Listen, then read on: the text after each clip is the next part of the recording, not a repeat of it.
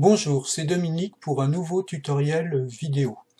Donc on va voir comment installer le client Pronote 2019 sous Windows 10. Donc je vais lancer ma machine virtuelle sous Windows 10. Voilà. Ensuite, je lance le navigateur web Firefox.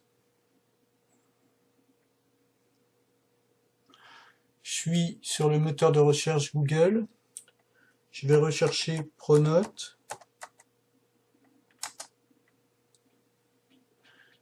Donc indexeducation.com Pronote. Là, je vais sur le site et je clique sur Pronote. C'est la version qui est utilisée dans les collèges.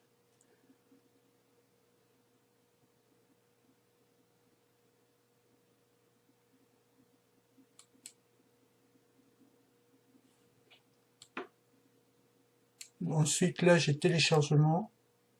Voilà, j'étais un petit peu perdu sur le moment. Donc, moi, j'ai vérifié avant, mon système est 64 bits, donc je télécharge la version 64 bits. Je clique sur enregistrer le fichier. Bon, si vous avez un système 32 bits, vous téléchargerez la version qui correspond à votre système d'exploitation. Sur mon site, il y a un tuto PDF où tout est détaillé, notamment comment voir si vous avez un système 32 ou 64 bits.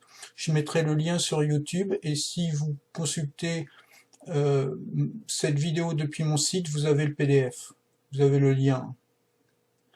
Donc là, j'ai cliqué en haut à droite de la fenêtre de Firefox sur la flèche pour voir la progression du téléchargement.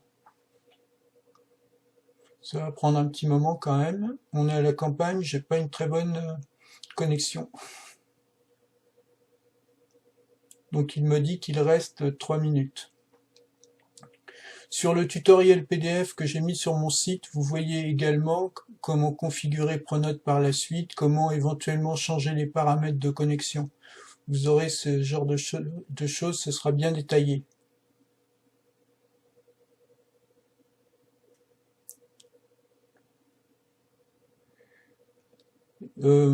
Autrement, concernant l'installation de Pronote, si par exemple vous aviez la version de l'année dernière d'installer, le fait d'installer la nouvelle version, ça va désinstaller l'ancienne et il récupérera vos paramètres de connexion.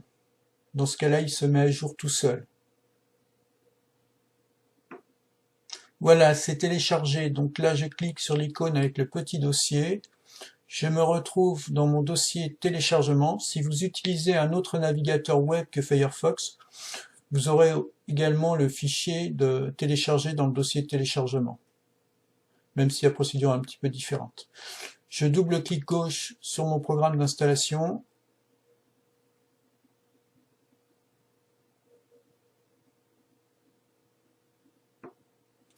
Là, je clique sur oui. Bon, je vais fermer l'explorateur de fichiers. Je vais fermer la page web aussi. J'ai pas eu le temps. Donc, j'accepte les termes du contrat de licence. Je fais suivant. Suivant. Je laisse cocher en français. Et ça s'installe.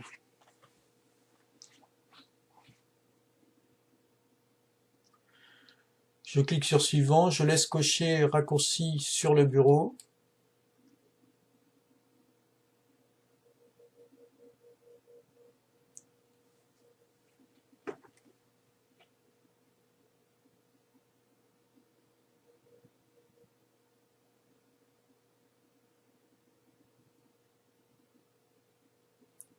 Voilà, et là, je laisse cocher lancer Pronote et je clique sur terminer. Donc je vais fermer la page web. Alors, une fois que vous avez installé Pronote, si ce n'était pas la première installation que vous l'aviez auparavant, il va récupérer normalement les paramètres de connexion que vous aviez, mais si c'est une première installation, il faut le paramétrer. Donc, vous avez le choix entre chercher mon établissement ou ajouter les coordonnées d'un nouveau serveur. Alors si vous faites chercher mon établissement, vous avez des champs, hein. Vous avez le champ nom de l'établissement, le champ code postal et le champ ville. Vous les remplissez, vous cliquez sur chercher, et si vous trouvez votre établissement, vous pouvez ensuite cliquer sur créer un raccourci vers cet établissement. Ça ne marche pas systématiquement. Il y a des établissements, ça marche très bien, et d'autres, ça ne fonctionne pas. Donc, à voir. Je vais réduire ça. Alors ensuite, vous avez une autre option, c'est ajouter les coordonnées d'un nouveau serveur. Si vous avez vos paramètres, on vous les a transmis, donc vous pouvez remplir le champ adresse de la machine, nom ou IP. Le port, il propose un port par défaut là qui est le 49300. Pour moi, ça a fonctionné, mais vérifiez quand même que c'est le bon port. Et la désignation du serveur, c'est la petite légende qui sera sous votre icône. Donc ça, vous pouvez le personnaliser. Ces paramètres, vous pouvez les avoir par le technicien informatique de votre collège s'il y en a un, ou alors la personne qui est chargée de Pronote. Donc là, je fais annuler. Donc voilà ce que je voulais vous dire sur le paramétrage.